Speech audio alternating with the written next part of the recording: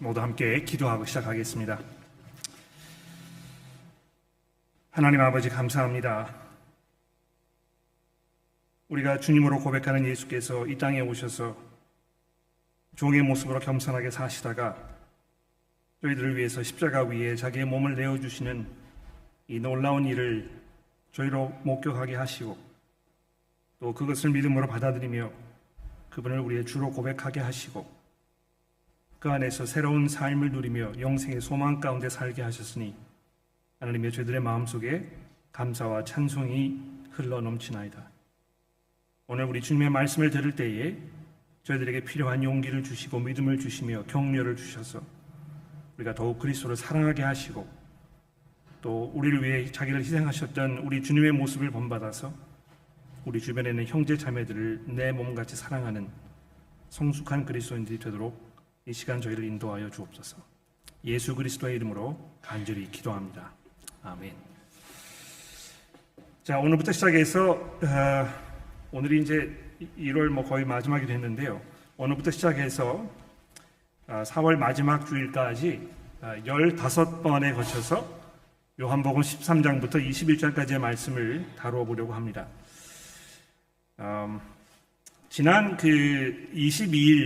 지난달 22일 주일에 살펴본 12장 1절 말씀을 잠깐 돌아보시면 이미 예수께서 십자가에 못 박혀 죽음을 당하시는 순간이 초일기에 들어가서 이제 불과 일주일밖에 남지 않은 그런 시기가 시작되었다고 요한이 우리에게 말씀해 주고 있습니다.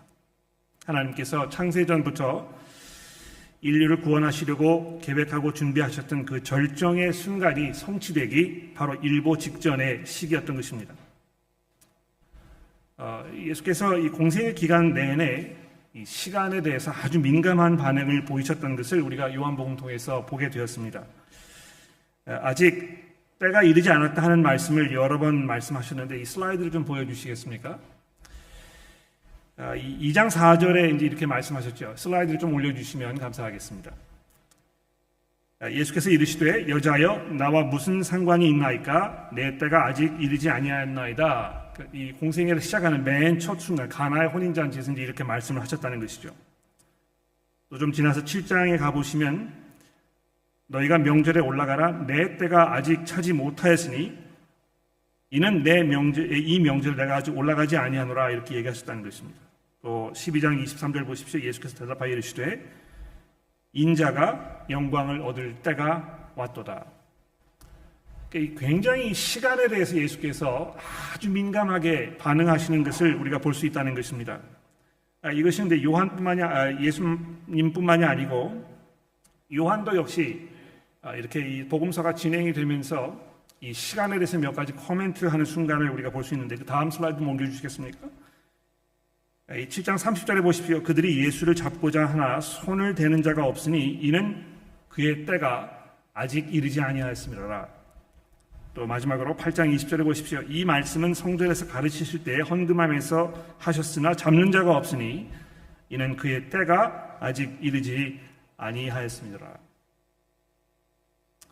근데 이 십자가의 사건이 이제 일주일 앞으로 다가왔을 때 방금 전에 말씀드렸듯이 이 12장 23절에서 예수께서 마침내 이렇게 말씀하십니다. 다음 슬라이드 좀 보여주십시오. 예수께서 대답하여 이르시되 인자가 영광을 얻을 때가 왔도다. 지금까지 계속해서 아직 때가 아니었다 말씀하셨는데 이제 이 12장에 오셔서 비로소 인자가 영광을 얻을 때가 되었다. 이 헬라 사람들이 이제 예수님을 만나러 먼 곳에서 이제 왔다 이렇게 요한이 얘기하면서 그 이야기를 들으신 예수께서 이렇게 이제 이야기하셨다고 얘기하시는 것인데요. 그러면서 이렇게 말씀하지 않습니까? 내가 진실로 진실로 너희에게 이르노니 한 알의 밀이 땅에 떨어져 죽지 아니하면 한 알 그대로 있고 죽으면 많은 열매를 맺느니라. 자기가 이 영광을 얻으실 때가 되는 그 순간을 이야기하시면서 무슨 말씀하고 계십니까? 하늘의 밀이 땅에 떨어져 죽어서 많은 열매를 맺는 것처럼 이제 곧 당신께서 모든 사람을 구원하시기 위한 이 죽음을 당하실 순간이 온 것이라고 말씀하고 계신 것입니다. 아마 이런 걸 제가 말씀드린 적이 없는 것 같은데, 제가 이제 복음서 마태, 마가, 누가, 요한복음을 쭉 읽다 보면 항상 이 마지막 요한복음에 와서 이 사복음서 중에 내가 가장 사랑하는 복음서인 것 같다, 그런 생각을 요한복음을 읽을 때마다 하게 됩니다. 특별히 이 요한복음을 읽을 때마다 아주 많은 지면을, 거의 절반에 가까운 분량을 이 마지막 일주일 동안 벌어진 사건, 또 그 기간 동안에 예수께서 하셨던 말씀을 기록하는 데 할애하고 있다는 것입니다. 그러니까 그런 면에서 요한복음은 이 어느 복음서의 저자들 못지않게 어쩌면 그 누구보다도 더 넓고 더 깊게 곧 일어날 이 십자가 사건의 의미와 그 중요성을 우리에게 전해주고 있는 것입니다. 그 다음 슬라이드 좀 보여주시겠습니까? 그래서 제가 이번 이 요한복음 시리즈를 계획을 하면서 특히 이제 18장이 시작되는 3월 30일 주일부터 4월 20일 부활 주일까지 5번에 걸쳐서 이 설교를 세계를 뒤흔든 4일, 인류 역사의 절정의 순간이라 이렇게 시리즈의 이름을 좀 붙여보았습니다. 3월 30일 날 이 시리즈가 이제 시작이 될 텐데, 예수께서 이 체포되시는 그 순간부터 고난을 당하시고 십자가에 죽으셨다가 부활하시는 이 4일의 이 기간을 세계 역사가 뒤흔들렸던 그 4일이라 이렇게 이름을 붙여보면서 이것이 모든 인류 역사의 절정의 순간이라는 것을 말씀드리는 것입니다. 작년 9월경에 이제 이 창세기 말씀 모든 것의 시작이라는 제목으로 예수가 누구인지 알지 못하는 분들에게 복음 소개하는 그런 시간을 제가 가졌었는데, 3월 30일부터 시작해서 5번에 걸쳐서 역시 마찬가지로 기독교 설명회를 하면서 아직 그리스도의 복음을 알지 못하는 분들 초대하셔서 그분들에게 복음 전하는 그런 기회를 마련해 드리려고 하는 것입니다. 이미 이 기독교 설명회 사역팀이 이제 구성이 돼가지고 구체적인 준비 작업에 들어가셨는데요. 교회 여러분들께서도 오늘부터 시작하셔서 기도하시면서 구원받지 못하신 분들, 주변에 가족과 친지들이 계시다면, 또 친구나 지인분들 계시다면 그분들 위해서 기도하시면서 이분들이 특히 이 5번의 시리즈가 진행될 그 기간 동안에 초대를 받으실 수 있도록 여러분 기회를 가져보시기를 바랍니다. 역사 절정의 순간이라 이렇게 보았는데요. 왜 그런 것인지 깊이 한번 생각해 보도록 하겠습니다. 자, 들어가는 말씀은 이제 이 정도로 해두고 오늘 본문 말씀인 13장의 말씀을 우리 잠시 함께 살펴보도록 하겠습니다. 여러분, 이 1절 말씀이 얼마만큼 임팩트 있게 다가오는지 좀 보십시오. 예수께서 자기가 세상을 떠나 아버지께로 돌아가실 때가 이른 줄 아시고, 인자가 영광을 얻을 때가 왔다고 이제 12장에서 다소 약간 이렇게 베일에 쌓여 있는 듯한 그런 뜻으로 말씀을 하셨다면, 이제 자기가 이 영광을 받으시는 그것이 구체적으로 뭘 말씀하시는지에 대해서 더 분명하게 이 13장 1절에서 밝히고 계시는 것입니다. 세상을 떠나 아버지께로 돌아가실 때가 되었다고. 이미 아마 아득한 옛적의 일처럼 느껴지실지 모르겠습니다만, 우리가 요한복음 시리즈를 시작을 처음 할 때 1장의 말씀에서 우리가 이렇게 듣지 않았습니까? 태초부터 계셨던 그 말씀, 하나님과 함께 계셨으며 곧 하나님이셨던 예수 그리스도를 우리가 만나보았는데요. 요한이 이 예수에 대해서 증거하기를 예수님이 아니고는 이 세상에 존재하는 그 무엇도 존재할 수 없었다고, 모든 것이 다 그분의 손에 의해서 지은 바 되었으며 그분 안에 이 생명의 빛이 있어서 그분 안에 있을 때에 우리가 은혜와 진리가 충만한 아버지 독생자의 영광을 바라보느라고 감격했던 그 영광의 자리로 돌아가시는 그 때가 눈앞에 왔음을 예수께서 알고 계셨다는 것입니다. 근데 그것을 아셨을 때 예수께서 어떻게 하셨습니까? 세상에 있는 자기 사람들을 사랑하시되 끝까지 사랑하시니라. 여기 주목할 것은 자기 사람들이라 하는 이 표현이 되겠는데, 이 표현은 1차적으로 그 자리에 예수와 함께 있던 이 제자들을 지칭하는 그런 말이 분명합니다. 놀라운 것은 그 자리에 가롯 유다도 있었다는 것입니다. 예수께서 잠시 후에 자리에서 일어나셔서 그 자리에 있던 모든 제자들의 발을 씻어 주셨는데 그 중에 가롯 유다도 있었단 말입니다. 예수께서는 이 본문의 11절에서 설명하고 있듯이 가롯 유다가 자신을 배반할 사람인 것을 분명히 처음부터 알고 계셨습니다. 그럼에도 불구하고 예수께서 그를 포함한 그 자리에 있던 제자들을 사랑하셨던 것입니다. 근데 다행히도 예수님의 사랑은 거기에 있던 그 제자들에게만 국한되지 않았던 것을 우리가 요한복음 통해서 알 수 있다는 것이죠. 이미 1장에서 요한이 예수를 영접하는 자, 곧 그 이름을 믿는 자들에게는 하나님의 자녀가 되는 권세를 주셨다고 말씀하지 않았습니까? 예수께서 이 영광을 얻으시는 그 순간이 다가왔다는 것을 아시면서 끝까지 자기의 사람들을 사랑하셨는데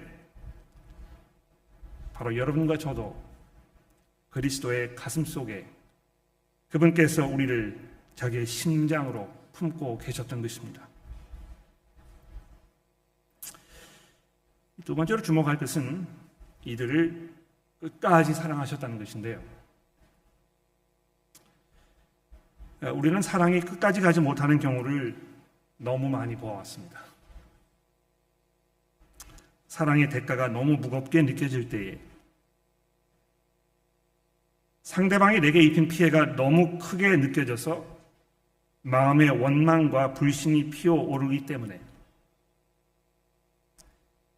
또 그것을 내가 다 감수하면서까지 그 사람을 사랑했을 때 내가 감당해야 할 희생이 너무 벅차게 다가오기 때문에 또는 사랑의 감정이 식어버려서 사랑을 더 이상 진정으로 사랑하기 어렵다는 이런 핑계를 대면서 또는 다른 사람에 대한 사랑의 감정이 생겨 이제는 당신을 더 이상 사랑하지 않는다고 아주 쉽게 사랑을 포기해버리는 일에 우리는 아주 익숙해 있습니다.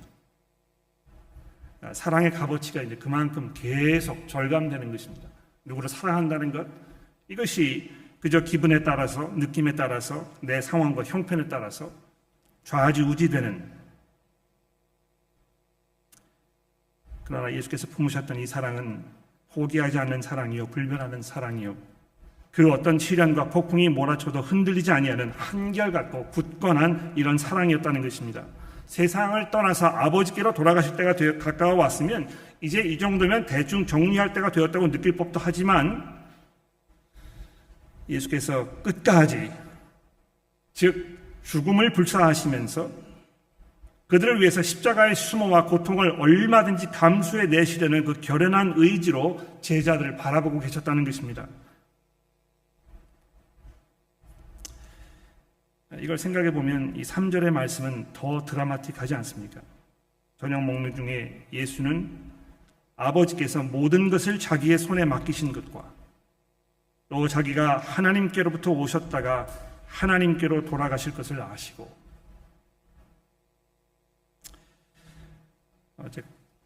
지난주에 우리 목회팀이 모여서 이제 이 본문 말씀을 들여다볼 때도 제가 그런 이야기를 우리 다른 목사님들에게 말씀드렸는데, 제 개인적으로는 성경 전체에서 이 요한복음 13장 1절부터 3절 말씀이 가장 감동적으로 다가옵니다.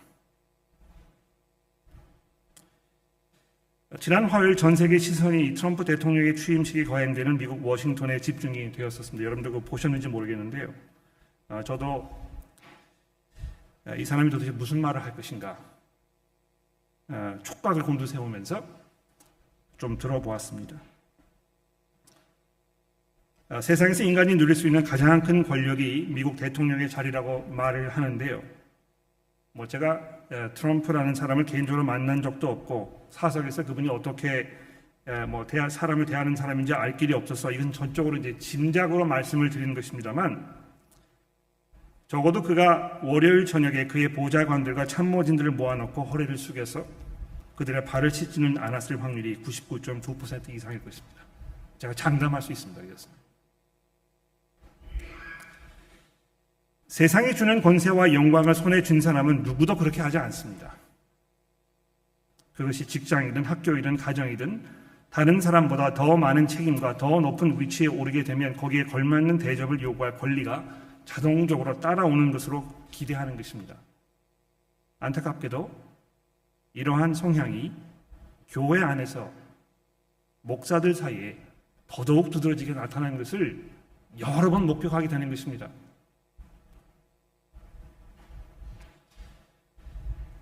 누구에게 대접을 받는 일이야말로 우리의 삐뚤어진 자아와 자존심을 더 병들게 하는 독약이라고 저는 생각합니다.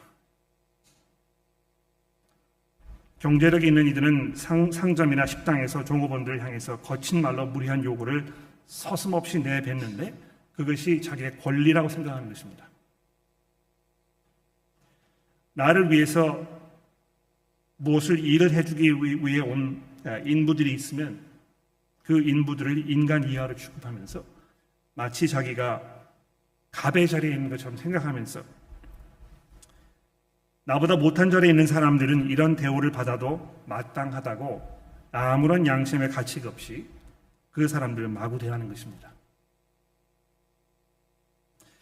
피부색이 다르거나 언어가 다르거나 또 경제력으로 또는 교육에서 나보다 좀 못한 자리에 있다는 못한 자리에 있다고 느껴지는 사람을 만나게 되면 왠지 모르게 마음속에 전에 자리하지 않았던 우월감이 계속 스멀스멀 피어오르면서 내가 그 사람에게 섬김을 받을 당연한 권리가 있다고 생각하는 것입니다. 그러나 온 세상의 주인이셨던 그분께서 이 세상에 존재하는 모든 것들을 다 자기의 손으로 친히 만드셨던 그분께서 온 세상의 주인이신 그 아버지의 영광을 한 몸에 누리셨던 그분께서 이제 그 영광을 되찾으실 순간이 왔다는 것을 깨달았을 때 그분께서 뭘 하신 것입니까? 겉옷을 벗어버리시고 대야에 물을 떠서 허리에 수건을 들으시고 그 제자들의 발 앞에 가서 무릎을 꿇으시고 그들의 발을 닦기 시작하였다는 것입니다. 이건 이제 제가 직접 본 적은 없습니다만 대충 짐작을 할 수는 있습니다. 그 당시에 이 유대 지방이 굉장히 메마른 땅이었고 그래서 특히 날씨가 더워지면 밖에서 걸어 다닐 때 발에 많은 먼지가 묻는 것은 당연한 일 아니겠습니까? 그래서 밖에 나갔다가 집에 들어오면 이 발을 씻는 이 일이 굉장히 중요했다고 이야기를 하더군요. 예수께서 그 시몬이라는 사람의 집에 갔을 때에 시몬에게 그런 이야기를 하셨습니다. 기억나십니까? 시몬의 집에 들어갔을 때 어떤 여자가 향유를 가지고 와서 그걸 깨뜨려 가지고 예수님의 발에 붓고 자기의 머리털로 예수님의 발을 닦는 그 장면이 있었지 않습니까? 근데 그 여자를 이렇게 보시면서 시몬에게 내가 너희 집에 왔을 때 너는 나에게 발을 닦을 물조차 주지 않았다. 이렇게 얘기하셨습니다. 그렇죠? 그러니까 이만큼 이 발을 씻는 일이 아마 이 당시에 굉장히 중요한 일이었던 게 분명해요. 그리고 그것은 남에게 부탁할 일이 아니고 자기가 해야 할 혹은 집에 하인이 있었다면 하인이 해야 할 마땅한 그런 일이었다는 것입니다. 그런데도 불구하고 예수께서 겸손하게 그 냄새나는 그 더러운 그 발을 손수 일일이 씻으셨는데요. 그 자리에는 이제 곧 자기를 팔 가룟 유다가 있었다는 것입니다. 자기를 배반할 사람이라는 것을 알고 있었을 때 내가 이제 이 사람으로부터 갖은 수모와 그 고통을 받게 될 것이라는 걸 알고 계셨는데도 불구하고 한마디도 말씀하지 아니하시고 그의 발을 씻기시면서 그에게 회개할 기회를 주고 계신 것입니다. 끝까지 예수께서 그를 사랑하셨다는 것입니다. 자, 근데 이 발을 씻는 이 사건이 오늘 본문 말씀에 보면 여러 갈래로 우리에게 설명되고 있는 걸 볼 수 있습니다. 무슨 말씀이냐면 우선 첫 번째로 보십시오. 이 발을 씻는 문제를 이야기하시다가 이 발 씻는 문제뿐만이 아니고 더 이걸 확대시켜서 목욕하는 일에 대해서 말씀하십니다. 그렇죠? 이 베드로가 이제 당장 일어나 가지고 절대로 내 발을 씻지 못하신다고 이렇게 이야기를 하시니까 예수께서 뭐라고 말씀하셨습니까? 내가 너를 씻어주지 아니하면 이 발만을 씻는 것을 얘기하는 것이 아니고 이 씻는 것 그 자체를 말하는 것입니다. 예수께서 내가 너를 씻어주지 아니하면 내가 나와 상관이 없느니라. 이 순간에는 분명히 예수님의 마음속에 발을 씻는 문제가 아니고 이제 곧 일어날 이 십자가의 사건을 통해서 흘리실 그 보혈의 피로 그의 모든 죄를 씻기는 이것을 상징적으로 암시적으로 지금 베드로에게 이야기하고 계십니다. 베드로가 뭐 이걸 이해를 못했겠죠. 설명을 해도 이미 설명을 여러 번 하셨지만 제자들이 이거를 끝까지 알아듣지 못했던 것입니다. 비로소 십자가 위에 달려 돌아가셨다가 부활하신 후에야 성령의 능력을 통해서 예수께서 말씀하셨던 것이 바로 이거를 이야기하는 것이었구나 이렇게 이해하게 되었습니다만 아직 그때가 되지 아니하였기 때문에 예수께서 계속해서 이 십자가의 사건에 대해서 이야기하시면서 내가 너를 씻어주는 것이라 이렇게 말씀하셨다는 것입니다. 이게 첫 번째 갈래죠. 그렇죠? 그러니까 이 결정적인 이 순간에 예수께서 제자들에게 그 마음속에 이제 곧 일어날 이 십자가 사건의 그 의미에 대하여 이것이 얼마나 중요한 일인지에 대해서 이렇게 말씀하고 계신다는 것입니다. 내가 너를 씻어주지 아니하면 내가 나와 상관이 없느니라. 우리는 예수의 보혈로 깨끗이 씻김을 받았다는 이런 표현을 너무 많이 들어서 잘 알고 있습니다. 그러나 오늘 이 시간 여러분 설교를 들으시면서 여러분의 마음속에 스스로 한번 질문해 보십시오. 내가 그리스도의 피로 이 허물 많던 나의 이 추한 모습이 깨끗하게 씻겨 내려갔는가? 이것은 굉장히 중요한 질문입니다. 베드로가 마치 이야기를 했듯이 주여 손과 발뿐만 아니고 손과 머리도 씻어 주옵소서 이렇게 이야기하니까 예수께서 뭐라고 말씀하셨습니까? 이미 목욕한 자는 발밖에 씻을 필요가 없느니라. 온 몸이 깨끗하니라. 즉 예수를 믿고 예수를 의지하고 그리스도의 십자가 사건을 통해서 내가 하나님과 화해하는 새로운 관계 속에 들어갔다는 그 믿음 가운데 사는 사람이면 예수께서 말씀하고 있듯이 이미 깨끗해졌다는 것입니다. 여러분 스스로의 마음속에 여러분 스스로에게 이 사실을 확인시켜 주십시오. 아직도 여러분이 죄 가운데에서 내가 더러운 모습으로 살고 있어서 내가 하나님을 뵐 면목이 없다고 얘기하지 마시고 예수의 말씀을 잘 듣고 이분의 말씀을 믿으십시오.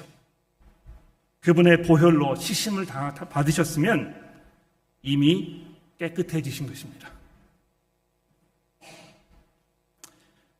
물론 종종 발이 더러워지고 손이 더러워져서 그것을 씻어야 할 필요가 있습니다. 우리가 계속해서 교회에 나와서 성경을 읽을 때마다 또 서로와 대화를 나누는 도중에 우리의 죄를 자복하고 하나님의 이 용서의 은혜 가운데로 다시 들어가야 하는 이 일이 비록 반복적으로 저희들의 삶 속에 일어나기는 합니다만 그것이 우리를 근본적으로 더럽게 하지 않는다는 것입니다. 이것이 얼마나 놀라운 축복입니까? 끝까지 우리를 사랑하셨던 예수께서 자기의 보혈의 능력으로 도무지 깨끗해질 수 없었던 것처럼 보였던 여러분과 저를 정결하게 눈보다 희게 하셨다는 것입니다. 이것은 여러분의 삶이 온전하게 변화되어 삶의 모든 부분에서 단 한 번의 실수도 없이 거룩하고 경건한 모습으로 죄와 단절된 모습을 여러분의 능력으로 잘 살아가고 있다는 것을 말하는 것이 아니고요.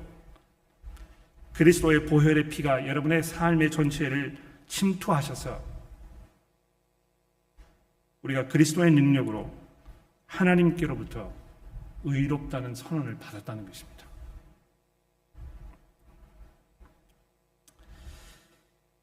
자, 두 번째로 이 십자가 사건의 의미에 대해서 이렇게 말씀하셨습니다만 동시에 더 나아가서 이 12절 말씀을 주목해 보십시오. 이 12절부터는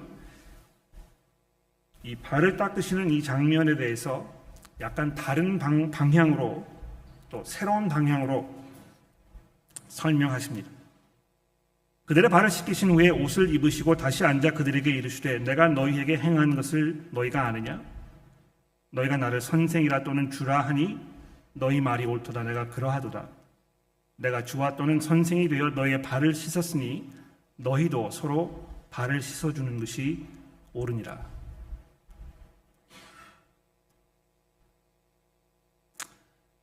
여러분 이것을 잘 마음속에 새겨 들어보십시오. 내가 주와 선생이 되어 너희의 발을 씻었으니 너희도 서로의 발을 씻어주는 것이 옳으니라. 우리 사람들은 좋은 것을 왜곡하는 그런 성향이 있습니다. 아마 교회에서 하는 여러 가지 일들, 교회 이제 관습으로 내려온 이런 일들을 생각해 보시면 우리 인간들에게 이제 그런 성향이 있다는 걸 이제 금방 알게 될 텐데요. 가령 예를 들어서 성찬식을 하는 문제를 생각해 보십시오. 성찬식이 기독교의 어떤 한 부분에서는 이제 어떻게 인식이 되고 있냐 하면 내가 믿음 생활을 뭐 대충 하더라도 교회에 성찬식이 있을 때 가서 떡과 빵을 받아 먹으면 그것으로 내 문제가 해결될 수 있다. 다른 거는 하지 못해도 성찬식이 있을 때는 꼭 거기에 가서 성찬을 내가 받아 먹음으로 그 떡과 이 포도주에 담겨있는 어떤 그 신비한 그 능력이 나를 소생시키고 나에게 새로운 기회를 줄 것이라고 믿는 것입니다. 천주교를 다니시는 분들 다 그렇게 믿어요. 그렇죠? 근데 이것이 비단 천주교뿐만의 문제가 아니고요. 개신교에서도 이 축도의 문제를 생각해 보시면 똑같은 일이 벌어집니다. 그러니까 교회를 왔는데 교회 문을 나가기 전에 내가 목사님의 축도는 받고 나가야 되지 않겠느냐 이렇게 얘기하는 것입니다. 그러니까 하나님의 말씀을 듣고 그 말씀으로 인해서 하나님의 능력과 은혜 안에 들어가서 내가 깨끗하게 씻김을 받고 말씀으로 소생되는 이 문제에 대해서는 별로 그렇게 중요하지 않은데 목사의 이 축도는 내가 받아야 하나님의 은혜를 경험할 수 있다고 생각하는 것입니다. 근데 이 세족식의 문제도 마찬가지인 것 같아요. 제가 굉장히 오래전에 지금부터 한 30년이 넘은 것 같은데 배낭 여행을 하면서 로마에 갔다가 바티칸 성당에 갔던 적이 있습니다. 그때 이제 제 기억으로는 바오로 2세가 아마 교황이었던 것 같은데 로마에 여행을 하시는 분들이 그런 그 기회를 잘 못 잡는다고 하더군요.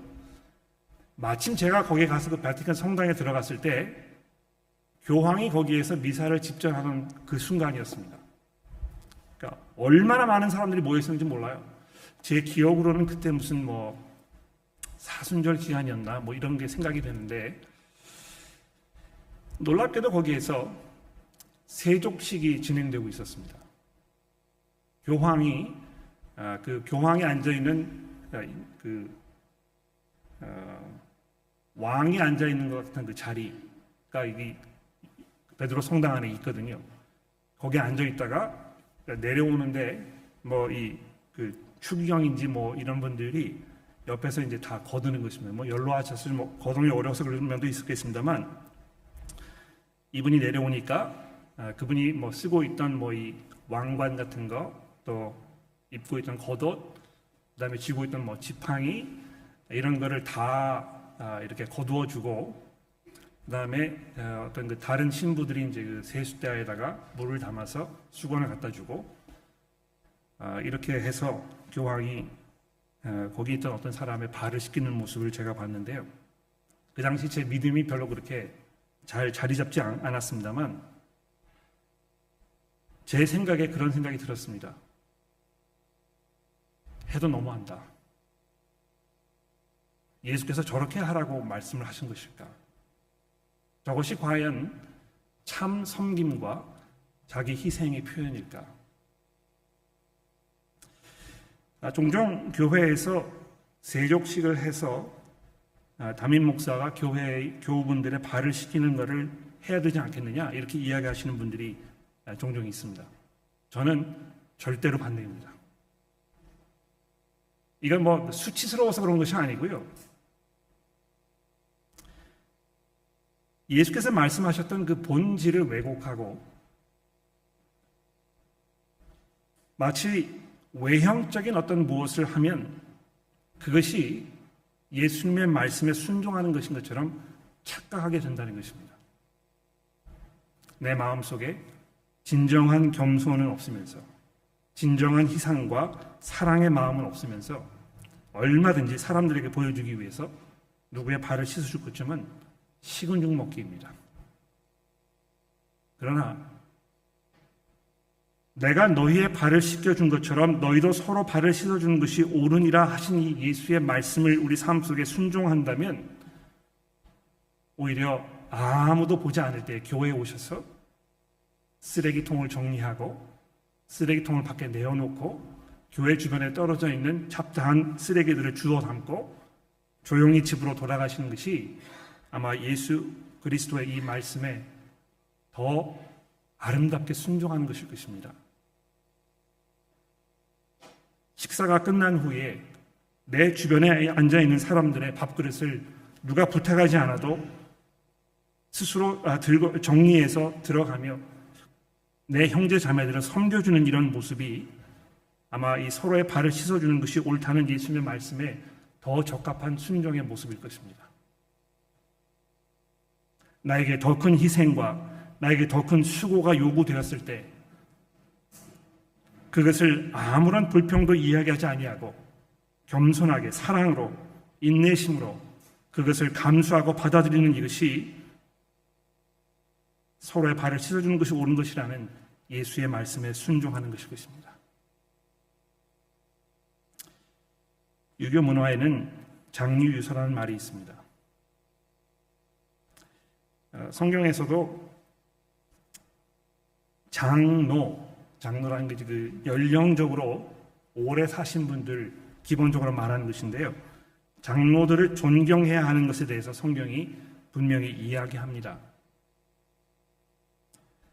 그러나 장로들에게 특히 베드로 사도가 이야기하면서 여러분들이 장로이기 때문에 장로의 대접을 받기를 기대하도 좋다고 말씀하지 아니하시고, 장로된 자들, 즉 나이가 많이 있는 교회의 교우 여러분들은 젊은 사람들을 대할 때 여러분의 형제를 대하듯 하십시오, 이렇게 얘기한 것입니다. 예수께서 자기의 목숨을 내어놓으시면서 형제 자매들을, 제자들을, 죄인들인 여러분과 저를 섬기시기 위하여 목숨을 내어놓으셨을 때 의도적으로 이 세족의 행위를 하시면서 여러분과 제가 그 말씀에 순종하며 살아야 할 삶의 참 모습을 보여주셨다는 것입니다. 내가 너희에게 행한 것 같이 너희도 행하게 하려 하여 본을 보였노라. 여러분, 예수께서는 여러분과 제가 서로를 겸손으로 사랑으로 오래 참으며 용서하며 섬기기를 원하십니다. 교회에 오는 것은, 교회의 한 지체가 되는 것은 예수 그리스도의 제자가 되는 것입니다. 이 16절의 말씀을 주목해 보십시오. 내가 진실로 진실로 너희에게 이르노니 종이 주인보다 크지 못하고 보냄을 받은 자가 보낸 자보다 크지 못하니 너희가 이것을 알고 행하면 복이 있으리라. 우리의 주인 되셨던 우리의 주님 예수께서 이렇게 우리를 섬기시는 이 섬김의 모습을 보이셨다면 그 주인을 종으로 섬기는 여러분과 제가 어떤 모습으로 살아야 할지, 우리가 교회에서 서로 어떻게 관계해야 할지, 우리가 교회에 올 때마다 어떤 각오로 와야 하는 것인지, 와서 우리가 어떻게 서로를 섬겨야 할 것인지, 내가 얼마만큼의 희생을 감수하면서 내 형제 자매들 나보다 낫게 여길 것인지 아주 심각하게 생각해 봐야 한다는 것입니다. 종이 주인보다 크지 못하다는 예수의 이 말씀을 여러분 주목해 들어보십시오. 예수의 제자가 된다는 것은 그분의 그 모든 것을 내 안에 모셔드리는 것입니다. 이것은 단지 내게 유익한 것, 이런 것만을 받아들이는 것이 아니고요. 그분께서 가지고 계셨던 이 섬김과 겸손의 모습까지도 온전히 우리 삶 속에 접목시키는 것을 말합니다.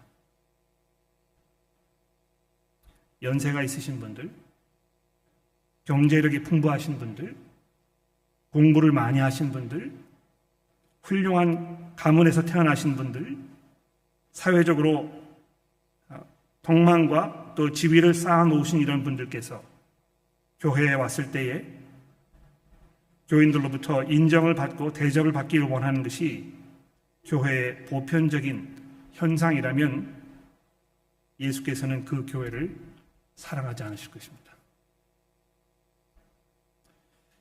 오히려 장로의 역할을 맡아야 하실 분들이 예수 그리스도께서 하셨던 것처럼 겸손으로, 사랑으로, 인내로 자기를 희생하면서 형제 자매를 섬기는 그 모습을 보일 때 비로소 모든 사람들이 우리가 예수 그리스도의 제자인 것을 알 것이라고 예수께서 오늘 본문 말씀 맨 마지막 절에 이야기하셨습니다. 여러분, 혹시 제가 교회 담임 목사로서 여러분들 발을 씻어주는 일도 하지 않겠습니다만 여러분을 섬기는 일에 있어서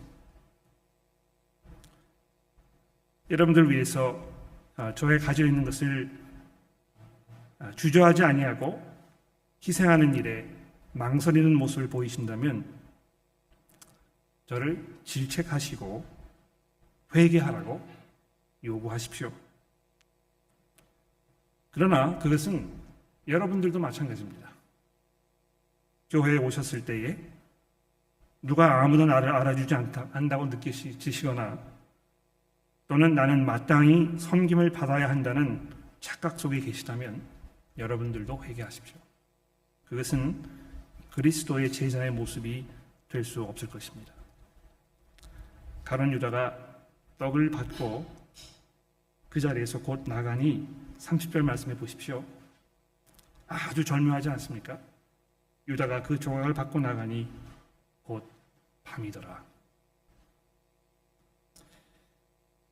빛으로 이 땅에 오셔서 생명의 빛을 비추시는 예수께로부터 떠나간 가룟 유다는 오직 죽음과 멸망이 기다리고 있는 이 밤의 세계로 들어간 것이라고 말씀합니다. 우리는 과연 그리스도를 사랑하는 그리스도의 제자인지, 우리의 삶이, 우리의 생각이, 우리가 가지고 있는 원칙이 내가 사람들을 대하는 그 모습 속에서 겸손과 사랑으로 표현되고 있는지를 돌아보는 그런 시간 되기를 간절히 바랍니다. 기도하겠습니다.